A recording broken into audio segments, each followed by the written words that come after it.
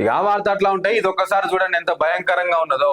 సంచుల్లో 14 టన్నుల కుళ్ళిన మాంసం హైదరాబాద్ మంగళహాట్ లో పట్టుకున్న టాస్క్ ఫోర్స్. ఇక 20 రోజుల వ్యవధిలోనే మళ్ళీ అదే షాప్ లో, ఏదైతే 20 రోజుల కంటే ముందు అదే షాప్ లో పట్టుబడ్డదో మళ్ళీ అదే షాప్ లో భారీగా పట్టుబడ్డ కుళ్ళిన మాంసం ప్రత్యేకంగా ఫ్రీజర్ గోదాం ఏర్పాటు చేసుకొని వ్యాపారం చేస్తున్నారు. ఇక మేక, గొర్రె తలకాయలు, కాళ్ళు కూడా సంచుల్లో ప్లాస్టిక్ పెట్టెల్లో రసాయనాలు కలిపి నిల్వ. ఇక మహారాష్ట్ర, కర్ణాటక, జమ్మూ ప్రాంతాల నుంచి చనిపోయిన మేకల మాంసం ఇక్కడికే వస్తున్నది. ఫైన్ వేసి వదిలేస్తుండటంతోనే రెచ్చిపోతున్న కల్తీ ఫుడ్ వ్యాపారులు. అంటే ఇక చూడండి, ఈ ప్యాకెట్లన్నీ కూడా అవే. మేక తలకాయలు, కాళ్ళు, పేగులు, పొట్ట అంతా కూడా అక్కడ కనిపిస్తున్నది. బుద్ధి ఉండాలి కదా కొంచెమన్నా. అదే రెస్టారెంట్ లో 20 రోజుల కంటే ముందే పట్టుబడ్డది. వాళ్ళకి ఏం చేసిర్రు? ఫైన్ వేసి వదిలిపెట్టిర్రు. వాడేం చేసాడు? సరే ఫైనే కదా, వాడికి 1 లక్ష రూపాయలు వస్తే 10,000 కట్టడంలో ఇబ్బంది ఏముంది? వాడికి కడతాడు. రేపు 2 లక్షలు సంపాదిస్తాడు దాని మీద. అధికారులు మరి ఎందుకు ఫైన్ ఒక్కటే తీసుకొని వదిలిపెట్టిర్రు? వాళ్ళు మళ్ళీ ఎందుకు దీని మీద చర్యలు తీసుకోవట్లేదు? మొన్నటికి మొన్న మూసాపేట, బాలనగర్ ఈ ప్రాంతంలో కొన్ని 100 కేజీల కుళ్ళిన చికెన్ బయటపడ్డది కదా.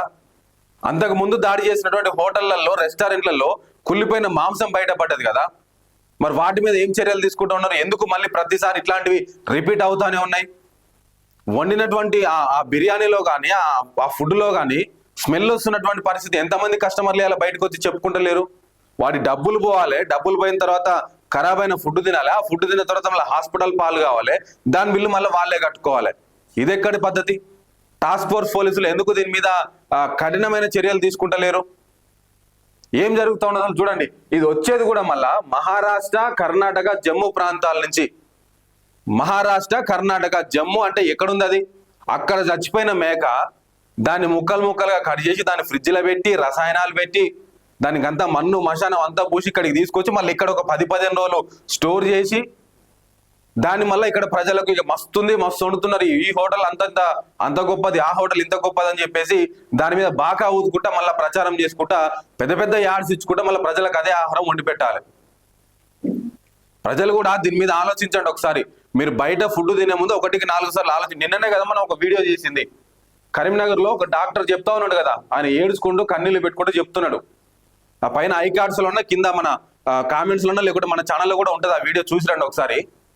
బయటి ఆహారాన్ని ఎంత తొందరగా వీలైతే అంత తొందరగా అవాయిడ్ చేయండి, అసలు బయటి ఆహారాన్ని తీసుకోకండి అని చెప్తానే ఉన్నా కూడా ఇవాళ ప్రజలు కూడా వాటికి ఎగపడడం అనేది కొంత బాధాకరమైన విషయం. చూస్తున్నారు కదా, మీరు తినే ఫుడ్డే ఇదంతా, మీకు పెట్టేదే, మనకు పెట్టేదే ఇదంతా.